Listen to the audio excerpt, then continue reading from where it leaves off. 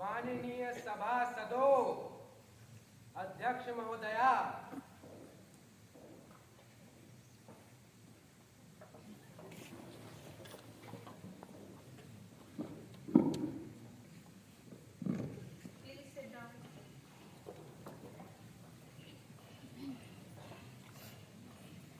Honorable members, a warm welcome to all of you in this monsoon session of Bar Sansad. New members will take oath or affirmation. Mr. Secretary General.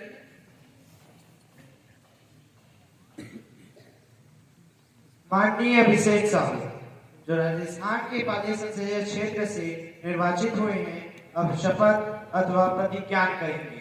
माननीय अभिषेक साहू।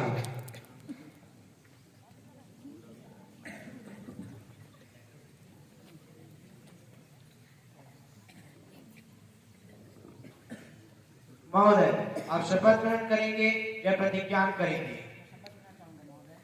महोदय, आप किस भाषा में शपथ लेना चाहेंगे?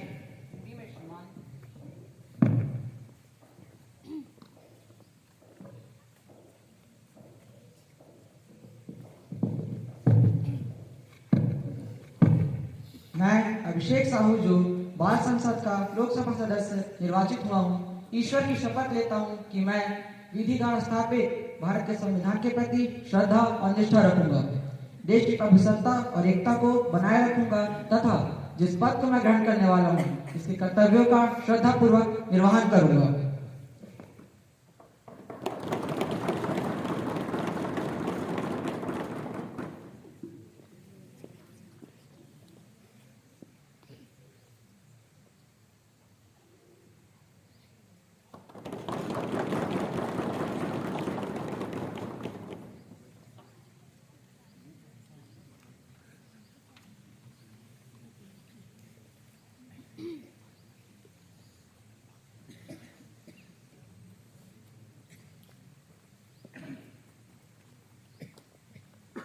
माननीय लोकश्री रजक, अब शपथ अथवा प्रतिज्ञा करेंगे।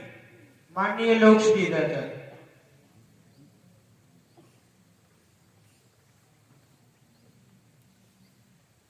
महोदय, आप शपथ लेना चाहेंगी या प्रतिज्ञा करेंगी?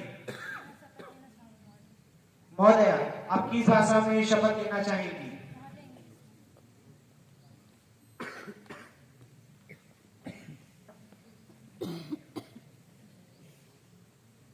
I, Lok Sri, having been elected member of the lower house of the Bar Sansad, do swear in the name of God, solemnly affirm that I will bear true faith and allegiance to the Constitution of India and as by law established that I will uphold the sovereignty and integrity of Constitution and that I will faithfully discharge the duty upon which I am about to enter.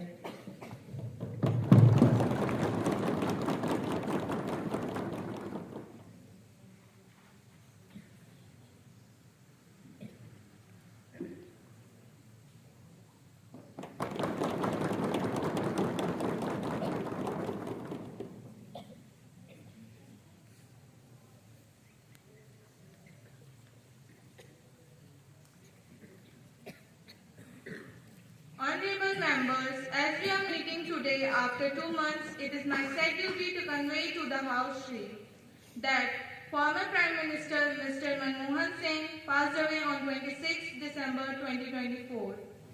As the 14th Prime Minister and the first Sikh to hold this post, Dr. Singh is a distinguished economist and played a vital role in sustaining India's economy. He is best remembered for his historic contribution as Finance Minister in 1991 when he opened up India's economy to the global world. Dr. Singh retired from the Rajya Sabha in April 2024 representing Rajasthan. He served as member of Assam in upper house for 6 consecutive terms since 1991. Pradhan Mantri. Shrimati मैं doctor Manmohan Singh, जिनकी मृत्यु पर सभा ने शोक व्यक्त किया है, को अपनी श्रद्धांजलि अर्पित करती हूँ। वे एक प्रभावी व्यक्ति थे और देश के 14वें प्रधानमंत्री। इस पद पर आसीन होने वाले वे पहले सिख थे जिन्होंने देश की अर्थव्यवस्था को बनाए रखने में महत्वपूर्ण योगदान निभाया। मैं उनके परिवार के लिए अपनी गहरी संवेदना प्रकट करती हूँ। विपक्षी नेता। महोदय, मैं आप एवं सदन के नेता द्वारा अर्पित की श्रद्धांजलि में अपने को भी संयोजित करती हूँ। डॉक्टर मनमोहन सिंह जी के साथ काम करने का मेरा सौभाग्य रहा है। उन्होंने 2000 के दशक में आर्थिक संकट के दौरान चुनौतीपूर्ण समय में भारत को वैश्विक आर्थिक प्रमुखता की ओर अग्रसर किया था।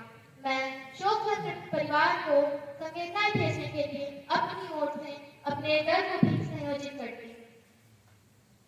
Members, you will stand in silence for few moments to show your condolences. Secretary General, condolences will be sent to the bereaved family.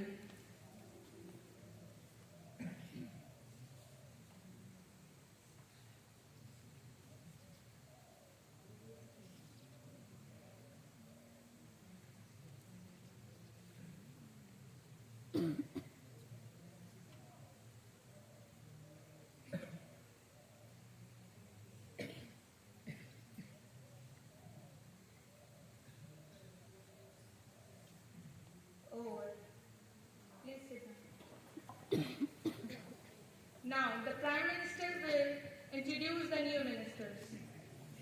अध्यक्ष महोदय, मैं आपके माध्यम से मंत्रिमंडल के नए सदस्यों का सदन से परिचय कराना चाहूंगी। सुश्री पायल कृषि मंत्री,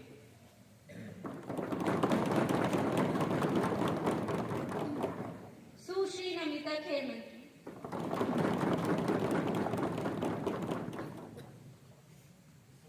Question number 101, Amit Sahu. माननीय अध्यक्ष महोदय, मंत्री जी से पूछना चाहूंगा कि क्या सुरक्षा बलों में महिलाओं की भर्ती का कोई प्रस्ताव है? यदि हाँ, तो सदन को अवगत कराने की कृपा करें। मैं पूछना चाहूंगा कि क्या सुरक्षा बलों में नौकरियों में महिलाओं की भर्ती से क्या सुरक्षा बलों की कार्यक्षमता एवं कार्यप्रणाली प्रभावित तो नहीं होगी? यदि हाँ, तो सदन को अवगत कराने की कृपा करें। Defense Minister, please, Purnima Dhurve.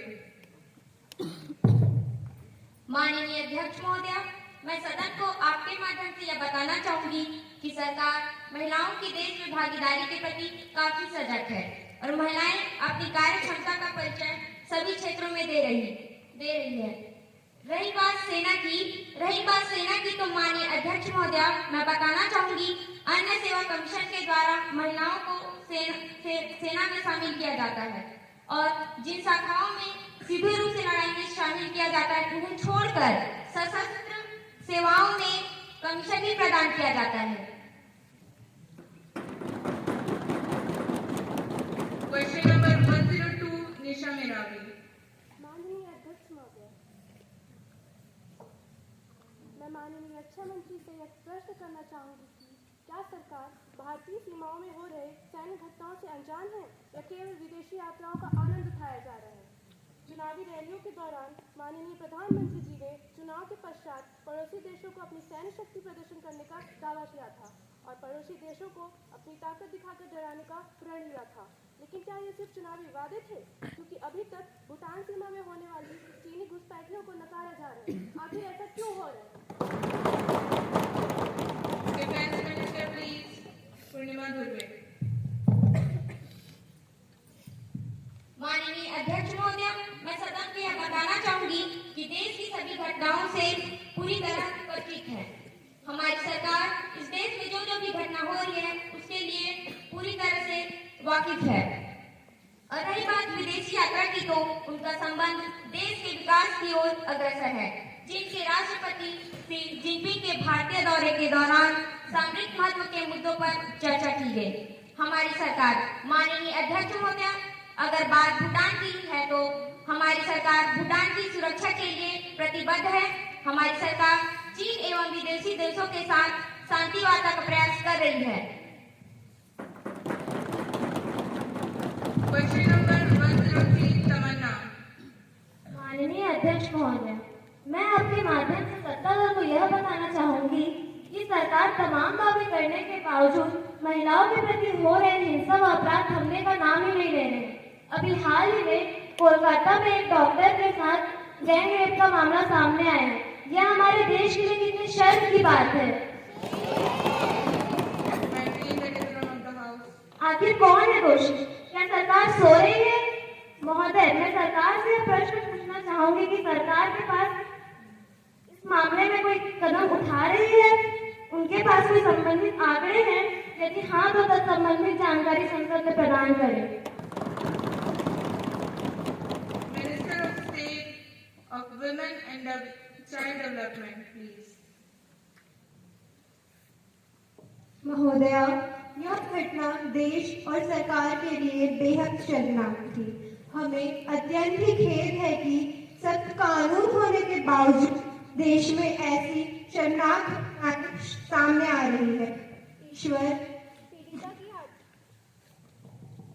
ईश्वर पीड़िता की आत्मा को शांति एवं उनके परिवार को शक्ति प्रदान करे। मैं सदन को यह बताना चाहूंगी कि महिलाओं के खिलाफ हो रहे अपराध में हत्या, बलात्कार, दहेज हत्या और आत्महत्या के लिए उकसाना आदि शामिल है। इसके अलावा महिलाएं ऐसे क्रूरता, हिंसा एवं अपहरण जैसे अपराधों के भी शिकार होती है। एनसीआरबी द्वारा हाल ही के आंकड़ों में बताया गया है कि साल 2019 में भारत में रोजाना दुष्कर्म के औसत 87 मामले दर्ज किए गए। रिपोर्ट में बताया गया कि महिलाओं के खिलाफ दर्ज किए अपराध में 4,05,861 मामले दर्ज हुए। अनुसूचित जनजाति के महिलाओं के खिलाफ बलात्कार के मामलों में राजस्थान 554 मामलों के साथ सबसे ऊपर है, जबकि 537 मामलों के साथ उत्तर प्रदेश दूसरे स्थान पर है। अनुसूचित जाति के महिलाओं के खिलाफ बलात्कार के मामले सबसे ज्यादा मध्य प्रदेश में दर्ज किए गए। छत्तीसगढ़ और महाराष्ट्र इस मामले में क्रमशः दूसरे एवं तीसरे पायदान पर है। हालांकि सरकार ने महिलाओं की सुरक्षा के लिए तमाम कानून बना रखी है, लेकिन इसके बावजूद कुछ ऐसे सुझाव हैं जो अमल में लाए जा सकते हैं। जैसे सबसे पहले तो महिलाओं की सुरक्षा के लिए 3 ES पर अधिक जोर दिए जाने की जरूरत है। पहला, लड़कों को जेंडर इक्वालिटी के मामलों में शिक्षा। दूसरा, लड़कियों को सामाजिक एवं आर्थिक रूप से सशक्त बनाया जाए। और तीसरा, उन कानून का पालन किया जाना जो मौजूद है पर इस्तेमाल नहीं किए जाते। Question number 104, Akash Chandra Rishi. माननीय अध्यक्ष महोदय, न केवल इस सदन में बैठे लोग बल्कि पूरा देश यह जानते हैं कि भारत के बहुत से लोग शिक्षा, व्यवसाय, रोजगार जैसे कई उद्देश्यों के लिए विदेश जाते हैं। तो क्या यह सरकार इस बात से अवगत नहीं है कि विदेश गए भारतीयों की सुरक्षा की जिम्मेदारी भारत सरकार की है? यदि उन्हें इस बात की जानकारी है तो क्यों विदेश में रहने वाले भारतीयों को बहुत सारे दुर्व्यवहारों का सामना करना पड़ता है? महोदया, मैं मंत्री जी से यह जानना चाहता हूँ कि उनकी सरकार ने विदेश में रहने वाले भारतीयों की सुरक्षा के लिए क्या उपाय किया है?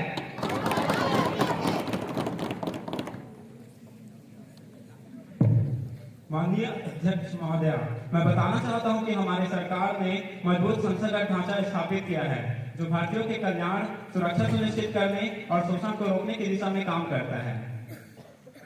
तो इस ढांचे के द्वारा हमारे भारतीय कामगार सुरक्षित रहते हैं और विदेश में सुखी जीवन निर्वाहन करते हैं। ई-माइग्रेशन प्रणाली, प्रस्थान पूर्व अभिविन्यास कार्यक्रम, मदद पोर्टल, भारतीय समुदाय कल्याण कोष, प्रवासी भारतीय मिशनों और चौकियों, आश्रय गृह आदि पर सहायता केंद्र हेल्पलाइन है। भारतीय कामगारों को शीघ्र सहायता प्रदान करने के लिए कुछ महत्वपूर्ण तंत्र विशेष, कुछ कार्यक्रम प्रणाली और केंद्र हमारे भारतीय श्रमिकों की सहायता करते हैं। शोषण और हमारी सरकार ने श्रम, रोजगार और सहयोग पर हस्ताक्षर किए हैं। खाड़ी देशों और होल्ड सहित प्रमुख गंतव्य देशों के साथ समझौता शिकायतों के निवारण और सुरक्षा सुनिश्चित करने के लिए संयुक्त कार्य समूह की बैठकें भारतीय श्रमिकों के अधिकारों की बात करता है। उत्प्रवास बिल 2021 वर्तमान में सभी हिस्सेदारी के साथ परामर्श चरण में है। धारकों और उद्देश्य के साथ एक व्यापक उत्प्रवास ढांचा स्थापित करना है। प्रवास और गतिशीलता के लिए पर्याप्त अवसर और सुरक्षा उपाय विदेश में काम करने वाले भारतीय कामगारों का शोषण होने से रोकता है।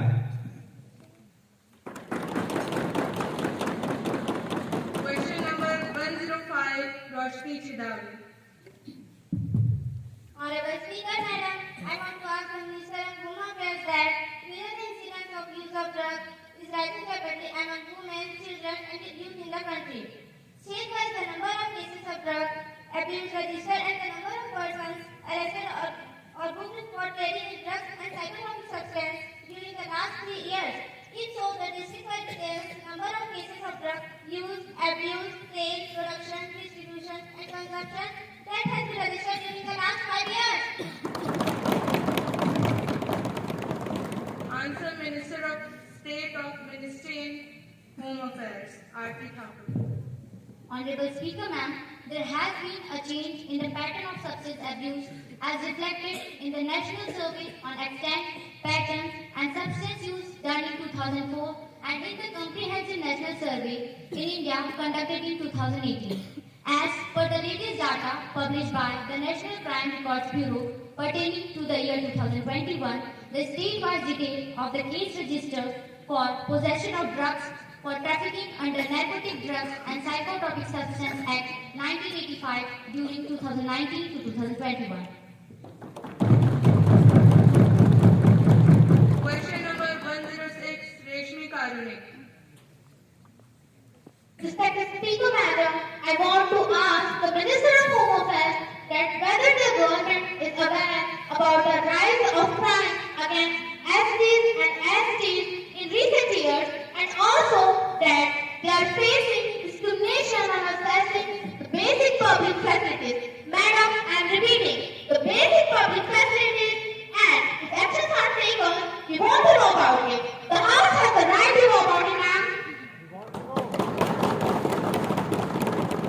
And we also want to know the trace of crime against SCs and STs in country during each of the last 4 years and current year, state-wise and duty-wise. Answer, Minister of State in the Ministry of Home Affairs, R.T. Thakur. Respected Speaker, ma'am, the National Crime Records Bureau compiles and publishes statistical data on crime in its publication Crime in India. The published reports are available until the year 2021. The detail of the number of cases registered under the crime against scheduled castes and scheduled tribes during the year 2018 to 21. Police and public orders are the state subjects under the 7th schedule to the Constitution of India. The responsibility of maintaining the law, property of citizens and protection of life, including SCs and STs, rests with the respective state government. Bureau of Public Research and Development conducts training, courses and webinars from time to time for police, personally sensitizing them for the effective implementation of the Scheduled Caste and Scheduled Tribes POA Act 1989. In addition, the Government of India has issued advisories to the states from time to time to implement the provisions of the POA Act and rules in the letter and spirit, which are available at www.mha.government.in.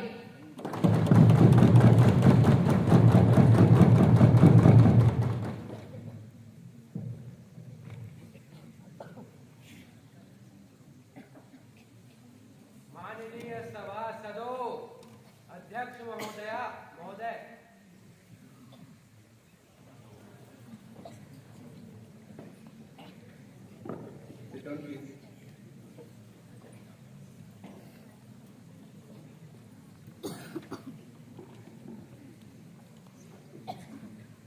Now, question number 107, Vinayak Tiwari. माननीय अध्यक्ष महोदय, जैसा कि हम सब जानते हैं, हमारे देश में साइबर अपराध की घटना बढ़ती जा रही है। मैं सरकार से पूछना चाहता हूं कि क्या सरकार साइबर अपराध से निपटने के लिए कोई प्राधिकृत साइबर सुरक्षा संस्थान स्थापित कर रही है? यदि हाँ, तो हमें सदन में सदन को अवगत कराएं।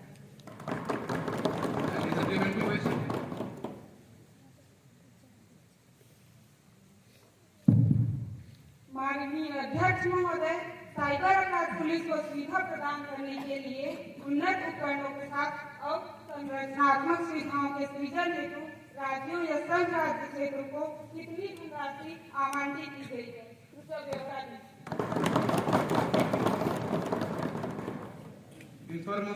Information and Technology Minister, please. Sansa.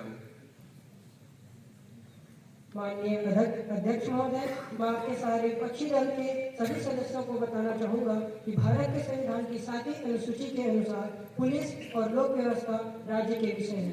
Cyber अपराधों से निपटने के लिए अपने पुलिस बलों को पर्याप्त अवसंरचना सुविधाओं, अत्याधुनिक प्रौद्योगिकी बलों तथा मानव शक्ति से लैस करने और उन्हें प्रशिक्षण प्रदान करने की प्राथमिक जिम्मेदारी राज्य सरकार की होती है।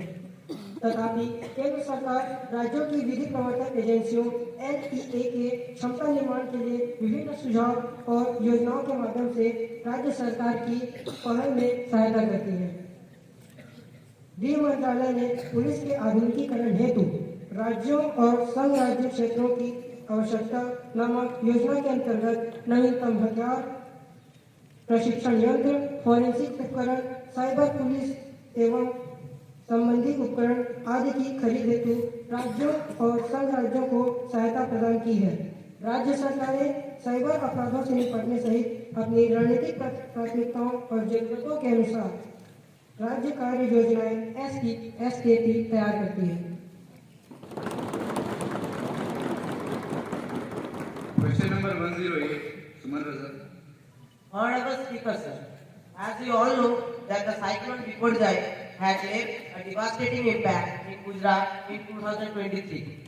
Thousands of lives, including the agricultural sector, were affected the most.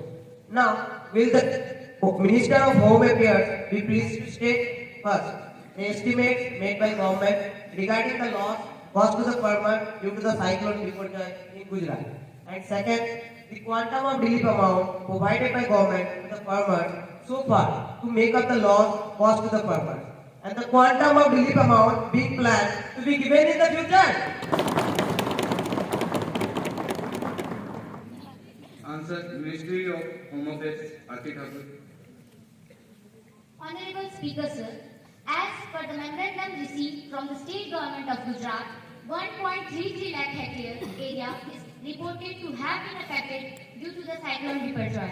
The financial assistance is provided to the affected states from SDRF for management of the relief necessitated by the natural disaster.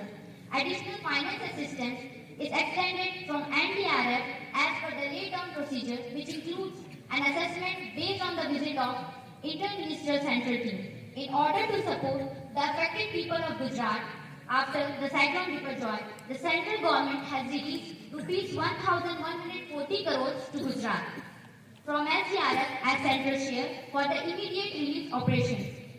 In addition, as reported by the Accountant General, an amount of rupees 1,159.60 crore is available in the SDRF account of Gujarat government as on 1st April 2023 for the management of the relief necessitated by the notified natural disaster, including cyclones. Now, question number 109, Anurag. माननीय अध्यक्ष महोदय, मैं इस सभा को एक गंभीर मुद्दे की तरफ दिखाना चाहता हूँ। हाल ही में छत्तीसगढ़ राज्य के बीजापुर बस्तर क्षेत्र में एक स्थानीय पत्रकार मुकेश चंद्राकर की निर्मम हत्या कर दी गई। यहाँ तक कि जिन्होंने उनका पोस्टमार्टम किया है, उन्होंने यह तक कह दिया कि उन्होंने अपने कार्यकाल में इस प्रकार की निर्मम हत्या आज तक नहीं की है। यह इस सरकार के धब्बे के समान है कि अब मैं सिर्फ गृह मंत्री से यह पूछना चाहता हूं कि क्या यह सच है कि सरकार पत्रकारों की सुरक्षा के लिए मानक प्रचालन प्रक्रियाओं के संबंध में एक मसौदा तैयार कर रही है? यदि हाँ, तो तत्संबंधी ब्यौरा क्या है?